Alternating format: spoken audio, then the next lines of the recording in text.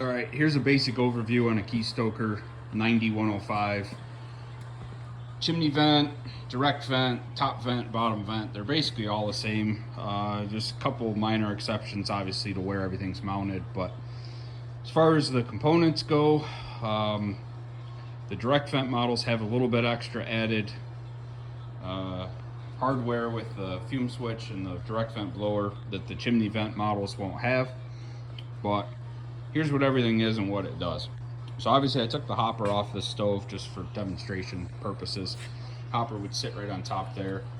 You're looking at the top plate gasket, pusher bar that you can see moving right there, and then the grates are on the inside, so your coal's getting pushed in where that opening is.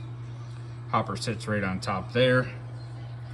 This is your pusher bar on a 90 model.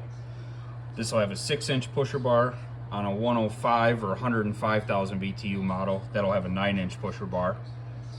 You got your gear motor underneath there. That is a nylon cam that turns on the inside of the pusher bar to push the coal, push the gear and the pusher assembly in and out. And then you've got a combustion blower underneath it. That runs 24/7 on at least the newer models. That basically puts air through the holes in the grate where the fire's burning to give it combustion air. So that's the smaller blower.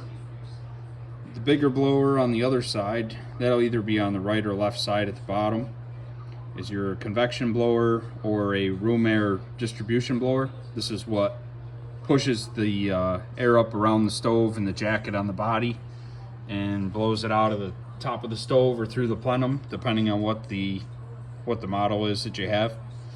The Taco relay box basically just controls where the power goes, and your thermostat wires for the stove side will hook into that box.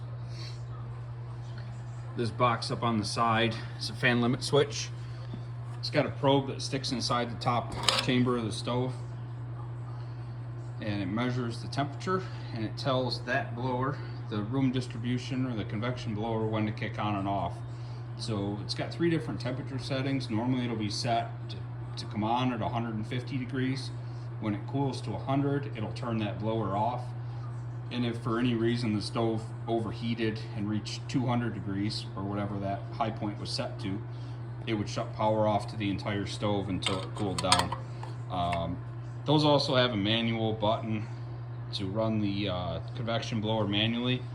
There's really no reason to do that, and we pretty much just pin them in the auto position at this point just to make sure that they're not messed with. Stoves obviously have one power cord for the entire stove for the most part, so that'll just get plugged right into an outlet. And then if you have a direct vent model, you'll have a fume switch either on the back or on the side of the stove. It's a field controls, about a 3-inch by 3-inch box.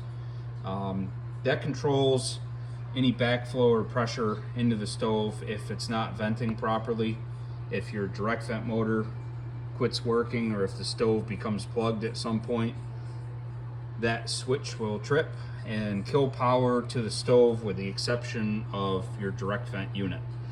If it's still operational, it'll still work, just to exhaust the fumes from the house. But if that motor was seized up or wasn't working and that switch tripped, pretty much everything's just going to shut off. So you obviously want to diagnose that and figure out and see what's going on with everything, and then reset with a pick or a paper clip through that center hole. The Keystokers run off 2 basic control units as far as the feeder goes. The primary is going to be your thermostat. They vary depending on the model and what supply is available for thermostats, but we recommend just something simple.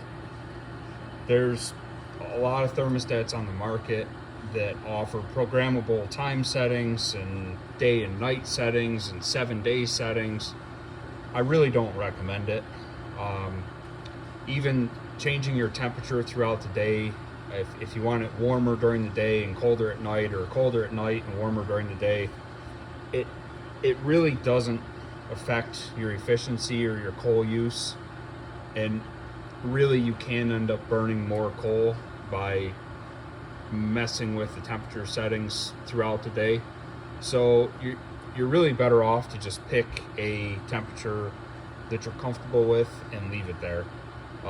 This is a non-programmable, so it's basically just up and down to whatever temperature you want it at. I think we have it set at 68. So it's 67 now, so it's calling for heat. So the pusher bar and the gear motor, that little white fan, are going to be spinning constantly until the thermostat has reached its set point. So if you have this thermostat set at 68 and it's anything below that, that fan, this gear motor, that nylon cam, the pusher bar, that's all going to work until this unit reaches its set point temperature. Again, that combustion blower underneath is going to be running constantly on any of the new models. Some of the older ones would turn off at times, but anything within the last 15 years, that's going to run constantly. This gear motor setup will run constantly when there's a call for heat from the thermostat. And once this reaches 68, the thermostat and it'll send a signal back to the stove to close that relay, so it won't send any more power to keep that running constantly. Then it'll switch over to the timer. And the timer on these new models, they've changed in the last couple of years. They're basically pins with seconds on and minutes off for the feed system. So the way this is set up, the left side is seconds on, the right side is minutes off, and there's different pins that can be set to change how long this runs and how long it doesn't run. So when the green light's on, it's not calling for heat and the gear motor's not running. When it's red, it is calling, and the gear motor and that cam are going to be turning and feeding coal to your stove. So this basically acts as a pilot light. So when the thermostat's not calling for heat, your stove without this would just go out.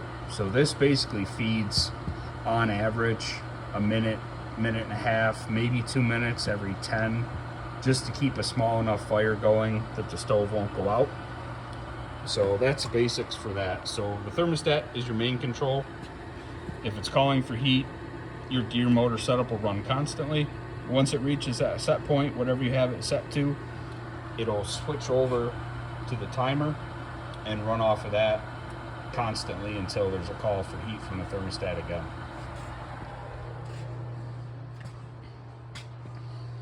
So that's the basics. They're a little intimidating the first couple times you work on them, but really they're not that complicated. So again, you've got your feeder system, your hopper sits up here, pusher bar, your gear motor, the cam are underneath there. That controls your feed. Your combustion blower blows the air under the grates and helps to create the fire. Bottom right or left side is going to be your convection blower that'll blow the air through the house. The Taco or Honeywell relay box is where your thermostat wires will hook in, and that basically just controls which power goes to where throughout the stove. The fan limit switch up on the side controls the big blower. You've got the fume switch if you have a direct vent system. And you've got your direct vent blower assembly, again, if you have a direct vent system. The timers, again, have changed in the last couple years. You might still have an old Intermatic clock timer. If that stops working, those are no longer made, but we have these new setups in stock and can get you swapped around, no problem. So hopefully that helps. If you have any questions, let us know.